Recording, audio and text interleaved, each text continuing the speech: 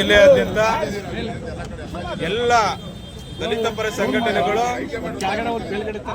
ಮೈಸೂರು ಜಿಲ್ಲೆಯಾದ್ಯಂತ ಪ್ರಿಯಾಂಕ್ ಖರ್ಗೆ ಸಾಹೇಬ್ರ ಅಭಿಮಾನಿಗಳು, ದಲಿತ ಪರ ಸಂಘಟನೆಗಳು, ಪ್ರಗತಿಪರ ಸಂಘಟನೆಗಳು ಇವತ್ತು ಮೈಸೂರಿನಲ್ಲಿ ನಮ್ಮ ಪ್ರಿಯಾಂಕ್ ಖರ್ಗೆ ಸಾಹೇಬ್ರಿಗೆ ಒಂದು DCM ಹುದ್ದೆಯನ್ನು ಕೊಡಬೇಕು ಅಂತೇಳಿ ನಾವು ಈ ಮೂಲಕ ಹೈಕಮಾಂಡ್ಗೆ ಒತ್ತಾಯ ಮಾಡ್ತಾ ಇದ್ದೀವಿ. ಕಾರಣ ಇಷ್ಟೇ, ಪ್ರಿಯಾಂಕ್ ಖರ್ಗೆ ಅವರು ಒಬ್ಬರು ಕಾಂಗ್ರೆಸ್ನ ಕಟ್ಟಾಳು, ಒಬ್ಬ ದೂರದೃಷ್ಟಿ ಇರ್ತಕ್ಕಂಥ ನಾಯಕ.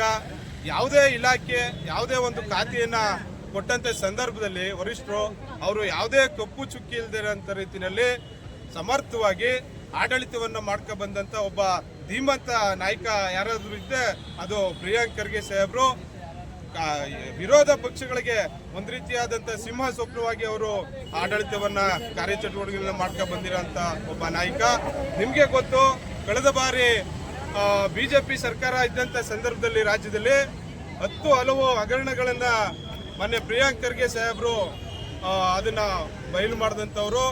ಉದಾಹರಣೆಗೆ ಕಮಿಷನ್ ದಂಧೆ, 40% ಕಮಿಷನ್ ದಂಧೆ, ಮತ್ತೆ ಕೋವಿಡ್ ಅವಧಿ ಹಗರಣಗಳು, ಮತ್ತೆ ಗಂಗಾ ಕಲ್ಯಾಣ ಯೋಜನೆಯ ಒಂದು ಹಗರಣಗಳು, ಹೀಗೆ ಅನೇಕ ರೀತಿಯ ಒಂದು ಬಿಜೆಪಿ ಸರ್ಕಾರದ ದುರಾಡಳಿತ ಮತ್ತೆ ಅವರ ಕಾರ್ಯವೈಫಲ್ಯಗಳನ್ನ ಎತ್ತಿ ಹಿಡಿದಂತ ಒಬ್ಬ ಧೀಮಂತ ನಾಯಕ ಈ ರಾಜ್ಯದಲ್ಲಿ ಯಾರು ಇದ್ರೆ ಅದು ಪ್ರಿಯಾಂಕ್ ಖರ್ಗೆ ಸಾಹೇಬ್ರು ಅಂತಕ್ಕಂಥದ್ದನ್ನ ನಾವು ಹೆಮ್ಮೆಯಿಂದ ಹೇಳ್ತೀವಿ. ನೋಡಿ, ಪ್ರಿಯಾಂಕ್ ಖರ್ಗೆ ಅವ್ರಿಗೆ ನೀವೆಲ್ಲ ಅರ್ಥ ಮಾಡ್ಕೋಬೇಕು.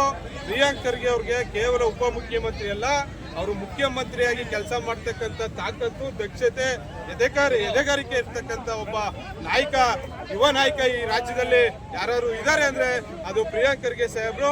ಹಾಗಾಗಿ ಮುಂದಿನ ದಿನಗಳಲ್ಲೂ ಕೂಡ ಅವ್ರಿಗೆ ಮುಖ್ಯಮಂತ್ರಿ ಸ್ಥಾನ ಕೊಡಬೇಕು ಅಂತಕ್ಕಂಥದ್ದು ಕೂಡ ನಮ್ಮ ಒತ್ತಾಯ ಇದೆ.